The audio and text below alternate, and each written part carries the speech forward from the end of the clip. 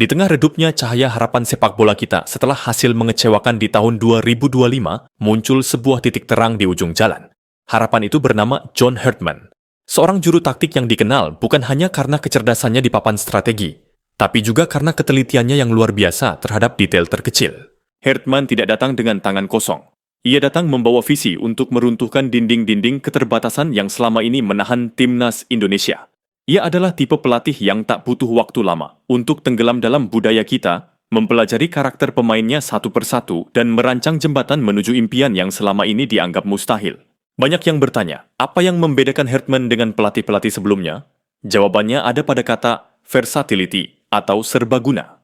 Herdman menyadari satu hal yang krusial, komposisi skuad timnas senior maupun U23 saat ini masih kurang seimbang.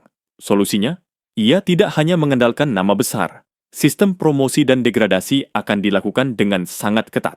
Menariknya, mata tajam Herdman sudah mengarah pada database pemain diaspora yang tersebar di seluruh dunia. Dari sekian banyak nama, kabarnya sudah ada 4 hingga 5 talenta keturunan yang masuk dalam radar prioritasnya.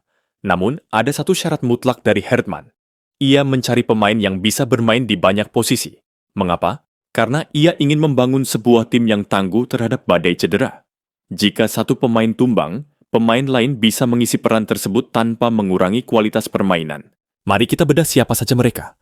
Ada nama-nama yang kini mulai sering dibicarakan seperti Jadon Owusu-Oduro, Jenson Seelt, Tristan Guijer, Laurin Ulrich, hingga penyerang tajam Dean Zandbergen. Mungkin Anda tuh bertanya, kenapa kita menambah bek lagi? Bukankah stok lini belakang sudah penuh? Jawabannya cerdas. Pemain seperti Jadon atau Jenson bukan sekadar bek tengah kaku. Jadon, misalnya, adalah pisau lipat yang bisa bertransformasi menjadi bek kiri, gelandang, hingga pemain sayap. Begitu juga dengan Tristan Guijer yang mampu menutup hampir seluruh sektor kanan dan tengah. Lalu ada Laurin Ulrich, talenta muda Jerman yang punya visi luar biasa sebagai nomor 10, namun tetap lincah jika ditaruh di sisi sayap. Dan tentu saja, Dean Zandbergen, sosok yang diharapkan menjadi jawaban atas tumpulnya lini depan.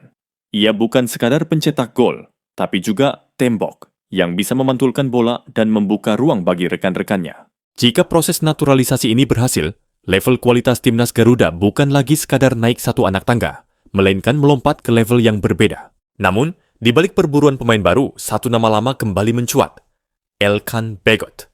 Herdman tampaknya punya pandangan berbeda.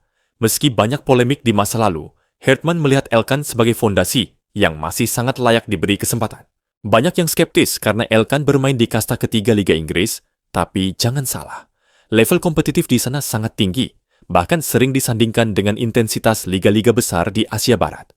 Bagi Herdman, pintu timnas terbuka bagi siapa saja yang mampu memenuhi standar kualitasnya, tanpa memandang drama yang sudah lewat. Karena pada akhirnya, yang kita butuhkan adalah kemenangan, bukan ego. Satu langkah John Herdman yang menuai rasa hormat luar biasa adalah sikapnya terhadap pelatih lokal.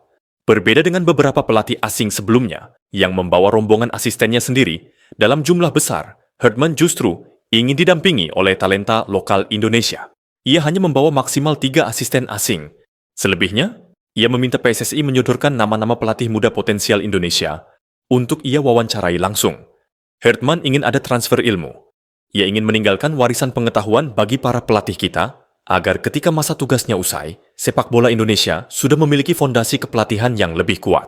Tentu, jalan yang akan dilalui Herdman tidak akan selalu mulus. Ia mungkin akan terkejut saat melihat kerasnya realita di liga-liga bawah kita, yang terkadang lebih mirip arena bela diri daripada lapangan hijau. Ia juga harus bersiap menghadapi suara-suara sumbang dari para pengamat yang merasa lebih tahu segalanya. Namun, semangat baru ini harus kita jaga. Pekan depan, ia akan diperkenalkan secara resmi. Namun secara mental, Herdman sudah mulai bekerja sejak ia menginjakkan kaki di sini.